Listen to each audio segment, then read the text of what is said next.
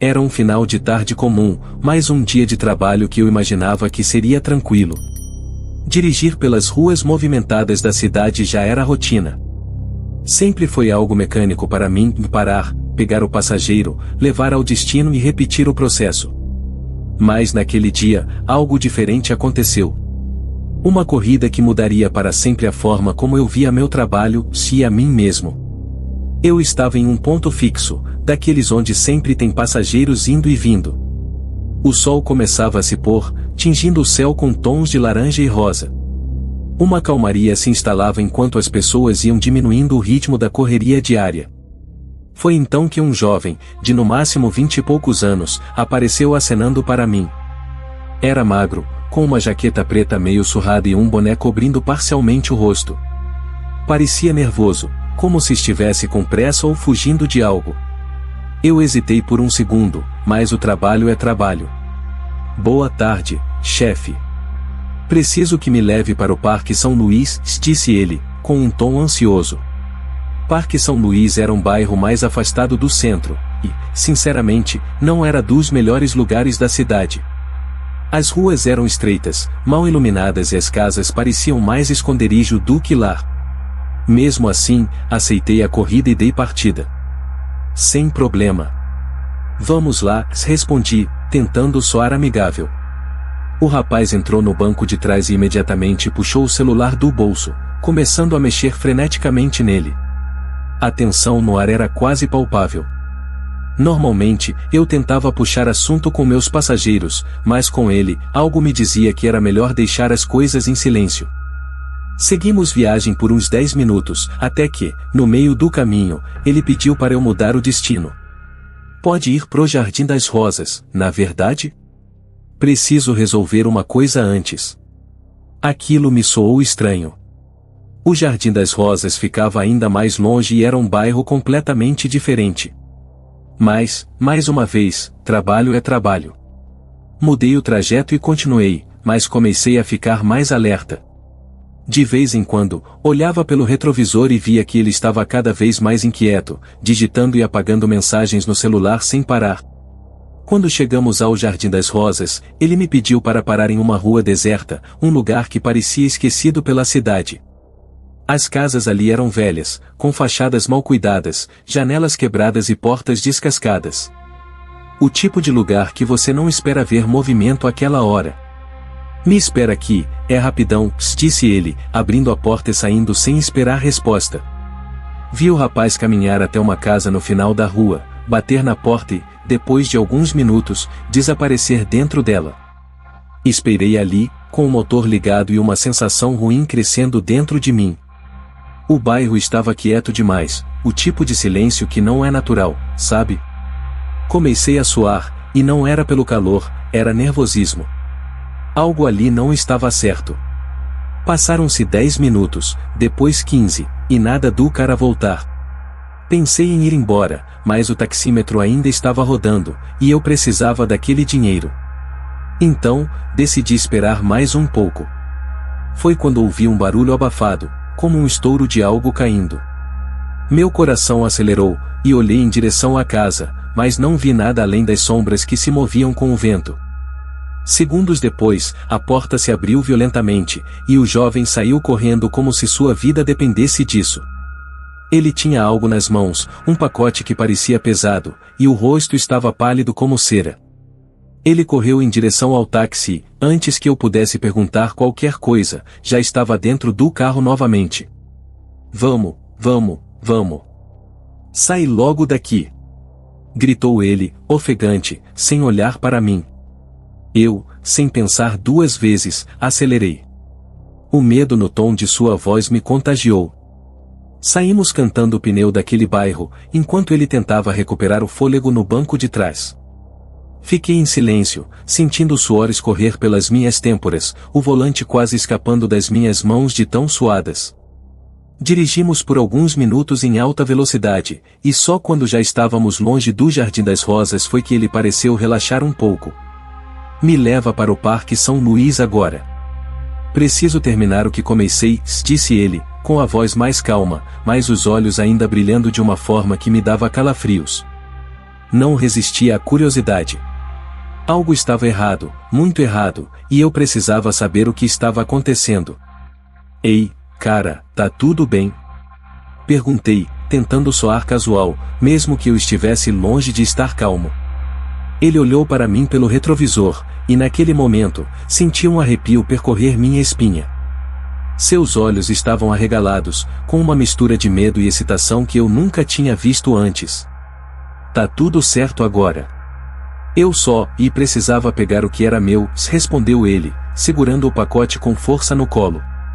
Eu queria perguntar mais, queria saber o que havia naquele pacote, mas uma parte de mim sabia que era melhor ficar quieto. Continuei dirigindo, mantendo o foco na estrada, enquanto a tensão no carro crescia a cada quilômetro. Quando finalmente chegamos ao Parque São Luís, ele pediu para parar em uma rua sem saída, cercada por casas velhas e árvores que pareciam ter sido esquecidas pelo tempo. Ele me pagou em dinheiro, mas antes de sair do carro, olhou para mim com uma expressão estranha, quase como se estivesse prestes a dizer algo importante. Obrigado pela corrida. E esquece essa noite, tá? Vai ser melhor assim pra você. Ele saiu do carro, fechando a porta com um estrondo, e desapareceu na escuridão entre as casas. Fiquei ali, parado por alguns minutos, tentando processar o que havia acabado de acontecer. Minha cabeça estava a mil, e o silêncio ao meu redor parecia ensurdecedor. Olhei para o banco de trás, e foi então que percebi que ele havia deixado algo. No assento traseiro, havia uma pequena mancha de sangue. Minha mente correu em várias direções. Será que ele estava ferido? Será que ele havia machucado alguém? O que estava naquele pacote que ele carregava com tanto desespero? Meu primeiro instinto foi chamar a polícia, mas algo dentro de mim me impediu. O aviso dele ecoava na minha mente: esquece essa noite. E eu sabia, no fundo, que era melhor deixar isso para lá. Voltei para casa naquela noite com o coração pesado, a mente agitada e a sensação de que eu havia participado, sem querer, de algo muito maior do que eu poderia entender. Desde então, evito aquela área da cidade.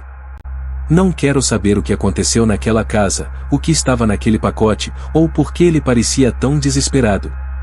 Alguns mistérios são melhor deixados sem resposta. Fiquei ali, paralisado, olhando para o portão aberto e o vazio além dele.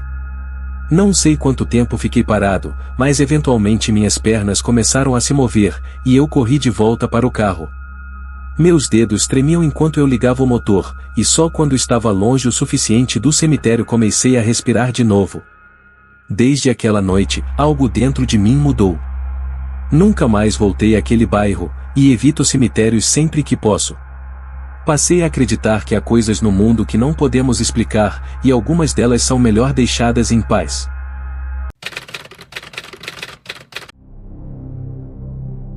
Ser taxista em uma cidade grande te faz testemunhar todo tipo de situação, e você acaba ficando calejado. Mas há algumas histórias que, por mais que o tempo passe, permanecem enraizadas na memória. Essa que vou contar é uma delas.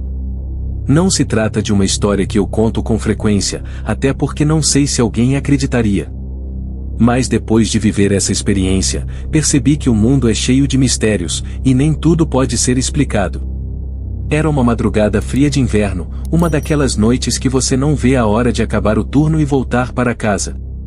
A cidade estava quase deserta, apenas uns poucos carros passando pelas avenidas largas, como se até o trânsito estivesse congelado pelo frio.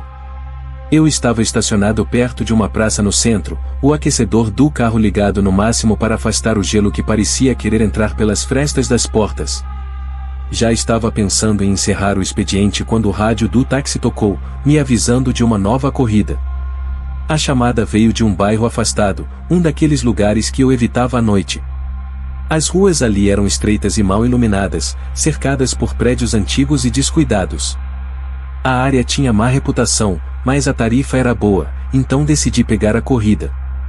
Respirei fundo e dirigi até lá, enquanto os sons esparsos da cidade ecoavam ao redor, criando uma sensação de isolamento. Cheguei ao local indicado, uma rua silenciosa, quase deserta. Olhei para os prédios ao redor, buscando algum movimento, mas parecia que ninguém morava ali. As luzes dos postes piscavam ocasionalmente, dando ao ambiente um aspecto ainda mais sombrio. Esperei por alguns minutos, com o motor ligado, mas ninguém apareceu. Olhei novamente para o visor do rádio, verificando se havia algum erro na localização, mas tudo estava correto. Ótimo, e mais uma corrida fantasma, murmurei para mim mesmo, pronto para sair dali. Foi então que, pelo retrovisor, vi alguém se aproximando. Era um homem, aparentemente em seus 40 anos, vestindo um casaco pesado e um chapéu. Ele caminhava com passos lentos e firmes em direção ao carro, suas mãos enfiadas nos bolsos, como se o frio o estivesse consumindo. Abri a porta de trás e ele entrou, sem dizer uma palavra. Boa noite, senhor. Para onde vamos? Perguntei, tentando soar amigável, mesmo com aquela sensação incômoda que começou a se instalar dentro de mim. O homem demorou alguns segundos para responder. Sua voz saiu baixa e rouca, quase como se ele estivesse doente. Cemitério do Calvário. Senti um arrepio involuntário. Não era comum pegar corridas para cemitérios àquela hora da madrugada, e o nome O Cemitério do Calvário já me dava calafrios só de ouvir.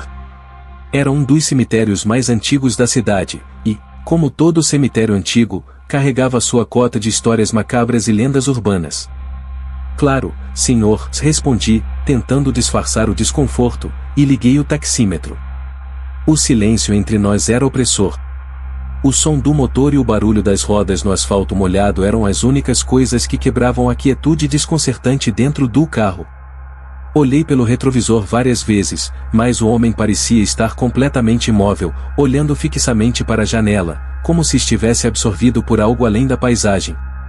Havia algo de inquietante nele, algo que eu não conseguia identificar. Não era só a falta de conversa ou a escolha incomum do destino. Era sua presença, o jeito como ele parecia pertencer à escuridão da noite. À medida que nos aproximávamos do cemitério, o clima dentro do carro ficava cada vez mais pesado. Era como se a temperatura tivesse caído ainda mais, apesar do aquecedor estar funcionando no máximo. O cemitério ficava numa área isolada, cercado por árvores antigas e muros de pedra cobertos de musgo. A estrada que levava até lá era estreita e cheia de curvas, o que tornava a viagem ainda mais tensa. Quando finalmente avistei os portões do cemitério, fiquei aliviado. Estacionei o carro em frente à entrada principal, esperando que o homem dissesse algo ou se preparasse para sair. Mas ele permaneceu imóvel, olhando para o portão fechado como se estivesse esperando por alguma coisa. Chegamos, senhor. Minha voz saiu baixa, quase um sussurro, enquanto eu olhava pelo retrovisor. O homem finalmente se moveu. Ele olhou para mim por alguns segundos, seus olhos brilhando com uma luz estranha sob a fraca iluminação da rua. Havia algo de errado no seu olhar. Era como se seus olhos não fossem de alguém vivo. Obrigado, se ele disse, sua voz agora ainda mais rouca. Mas preciso de sua ajuda. Senti um nó no estômago. A última coisa que eu queria era me envolver em algo dentro de um cemitério àquela hora. Claro, senhor. Do que precisa? Perguntei, forçando um tom calmo, embora meus nervos estivessem à flor da pele. Quero que me acompanhe até o portão. Tenho dificuldade para caminhar. Hesitei por um momento, mas percebi que não podia recusar. Ele era meu cliente, afinal de contas. Respirei fundo e desliguei o carro, abrindo a porta em seguida.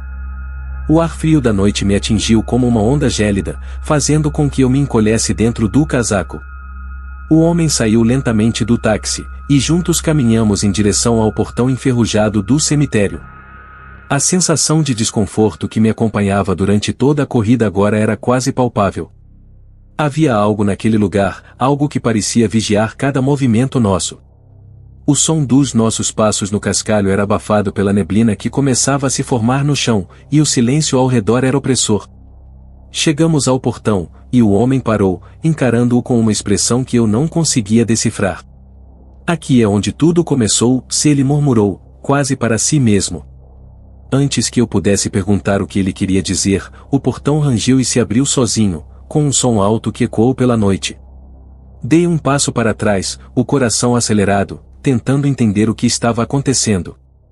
Você ainda não entendeu, não é? Ele se virou para mim, seu rosto agora pálido como a morte, os olhos vazios e sem vida. Eu nunca saí daqui. Meu corpo inteiro gelou. Eu queria correr, mas minhas pernas não obedeciam. Era como se eu estivesse preso ali, congelado pelo terror que agora me dominava. O homem deu um passo em direção ao portão, e à medida que ele se movia, seu corpo parecia desvanecer na névoa, como se estivesse se dissolvendo na própria escuridão. Seus olhos, antes tão fixos, agora pareciam brilhar com uma luz fantasmagórica, enquanto ele se virava e caminhava para dentro do cemitério. Antes de desaparecer completamente, ele olhou para mim mais uma vez, e sua voz ecoou na minha mente, fria como o vento daquela madrugada. Agradeço pela viagem. E então ele sumiu. Fiquei ali, paralisado, olhando para o portão aberto e o vazio além dele. Não sei quanto tempo fiquei parado, mas eventualmente minhas pernas começaram a se mover, e eu corri de volta para o carro. Meus dedos tremiam enquanto eu ligava o motor, e só quando estava longe o suficiente do cemitério comecei a respirar de novo. Desde aquela noite, algo dentro de mim mudou. Nunca mais voltei àquele bairro, e evito cemitérios sempre que posso. Passei a acreditar que há coisas no mundo que não podemos explicar, e algumas delas são melhor deixadas em paz. Ser taxista nunca foi algo que imaginei para minha vida. Não era exatamente um sonho de infância ou algo que eu vislumbrava enquanto crescia. Na verdade, ser motorista de táxi acabou sendo mais uma necessidade do que uma escolha. As contas se acumulavam, o desemprego apertava, e dirigir para ganhar a vida era algo que eu sabia fazer bem. Mas com o tempo, esse trabalho me proporcionou experiências que nunca imaginei viver. Uma noite em particular permanece marcada na minha memória, mais vívida do que qualquer outra. Eu já estava na rua há horas, circulando pelas mesmas ruas de sempre, esperando por clientes que, naquela noite, pareciam ser escassos. A cidade estava particularmente quieta, o tipo de silêncio que incomoda, como se algo estivesse à espreita, esperando para acontecer. Eu sabia que era apenas a minha mente pregando peças depois de tanto tempo dirigindo, mas aquela noite parecia estranhamente densa, quase como se o ar estivesse mais pesado. Estava quase pensando em encerrar o turno quando o rádio chiou, interrompendo o silêncio dentro do carro. Um pedido de corrida surgiu no visor, num bairro distante, mas o suficiente para valer a pena pela tarifa. Sem pensar duas vezes, aceitei. Liguei o carro e segui pela avenida, as luzes fracas dos postes criando sombras longas no asfalto molhado pela garoa que começava a cair. Cheguei ao local indicado, uma rua deserta, flanqueada por casas antigas, muitas delas com a luz apagada. Parecia um bairro fantasma. Estacionei em frente a um dos portões e esperei. Pelo retrovisor, vi uma figura surgir da escuridão. Uma mulher, de estatura média, vestida com um casaco longo e um chapéu que cobria parte do rosto. Ela andava lentamente em direção ao carro. Abri a porta do passageiro, e ela entrou sem dizer uma palavra. Boa noite, senhora. Para onde vamos? Perguntei, tentando soar casual, apesar de sentir algo de estranho no ar. Ela demorou um segundo para responder, sua voz baixa e suave quase se perdendo no barulho da chuva que começava a aumentar. Centro. Preciso ir ao Hospital Central, disse ela, sem tirar os olhos da janela. Assenti, liguei o taxímetro e comecei a dirigir. O hospital não ficava tão longe, mas o clima e o silêncio faziam a viagem parecer mais longa do que realmente era. A mulher não falava nada, e o silêncio no carro só era interrompido pelo som rítmico das gotas de chuva batendo contra o vidro. Depois de alguns minutos, tentei puxar conversa. Era uma tentativa de aliviar a tensão que eu sentia crescer no ar, mesmo sem entender o porquê. Está tudo bem, senhora? Parece meio abatida. Ela virou-se lentamente para mim, e naquele momento, senti um arrepio subir pela minha espinha. Havia algo em seu rosto, algo que eu não conseguia identificar, mas que me deixou desconfortável. Seus olhos estavam vermelhos, como se tivesse chorado muito, e sua pele era extremamente pálida, quase como se ela não tivesse visto a luz do dia há muito tempo. Preciso chegar logo, ela sussurrou, quase desesperada. Acelerei um pouco, percebendo que talvez a situação fosse mais grave do que eu imaginava. O silêncio voltou a dominar o ambiente, e eu podia sentir o nervosismo crescendo dentro de mim. O caminho até o hospital era reto, sem muitas curvas, mas parecia que o tempo estava desacelerando. A cada esquina que passávamos, o sentimento de que algo estava errado ficava mais forte. Quando finalmente avistei as luzes do hospital à distância, senti um alívio imediato. Estava quase lá, e aquela corrida estranha logo terminaria. Parei em frente à entrada principal, esperando que a mulher dissesse algo, mas ela permaneceu em silêncio, ainda olhando fixamente pela janela. Senhora, chegamos. Minha voz saiu mais alta do que eu esperava, tentando romper aquele silêncio sufocante. Ela se virou lentamente para mim mais uma vez, e dessa vez, seus olhos estavam marejados. Lágrimas escorriam por seu rosto, e ela parecia prestes a dizer algo, mas hesitava. Você foi muito gentil, e ela fez uma pausa, como se estivesse escolhendo cuidadosamente suas palavras. Mas eu não preciso mais ir até lá. Antes que eu pudesse perguntar o que ela queria dizer com aquilo, ela abriu a porta e saiu do carro, caminhando lentamente em direção ao hospital. Fiquei ali parado por alguns segundos, tentando processar o que havia acabado de acontecer. Algo naquela mulher, na forma como ela falava, na tristeza que parecia carregar, me deixava desconcertado. Olhei pelo retrovisor para garantir que ela estava mesmo indo embora, mas não vi ninguém. A rua estava vazia, como se ela nunca tivesse estado ali. Desci do carro, achando que talvez ela tivesse se escondido atrás de alguma árvore ou caminhado rápido demais. Mas ao andar em direção à entrada do hospital, percebi que não havia sinal dela em lugar algum. Intrigado, decidi entrar no hospital e perguntar se alguém havia visto a mulher. Talvez ela tivesse entrado rápido demais para que eu notasse. Caminhei até a recepção e descrevi a mulher para a atendente, perguntando se ela havia entrado momentos antes. A enfermeira olhou para mim com uma expressão estranha, como se estivesse tentando processar o que eu havia dito. Após alguns segundos de silêncio, ela me perguntou: como era essa mulher? Descrevi-a em mais detalhes: o casaco longo, o chapéu, os olhos vermelhos de tanto chorar. A enfermeira ficou pálida, e eu pude ver que algo estava errado. Ela se inclinou para a frente, baixando a voz, como se quisesse que ninguém mais ouvisse. Essa mulher, ela fez uma pausa, claramente desconfortável com o que estava prestes a dizer. Ela morreu aqui no hospital há 3 noites. Foi um acidente de carro. Ela estava a caminho de casa, mas nunca chegou. O corpo dela foi levado para o necrotério, e sua família veio se despedir ontem. Senti meu estômago revirar. As palavras da enfermeira rodavam na minha cabeça enquanto eu tentava processar o que ela havia dito. Não podia ser. Eu acabei de levá-la ao hospital. Ela estava viva, falando comigo. Saí dali o mais rápido que pude, sem dizer mais uma palavra. Entrei no carro e dei partida, com as mãos trêmulas no volante. Enquanto dirigia de volta para casa, os acontecimentos da noite pareciam um borrão em minha mente. Tentei racionalizar o que havia acontecido, pensando que talvez tivesse sido uma alucinação, um truque da mente cansada. Mas no fundo, eu sabia que havia algo mais sombrio naquela noite. Desde então, nunca mais aceitei corridas para o hospital central durante a noite.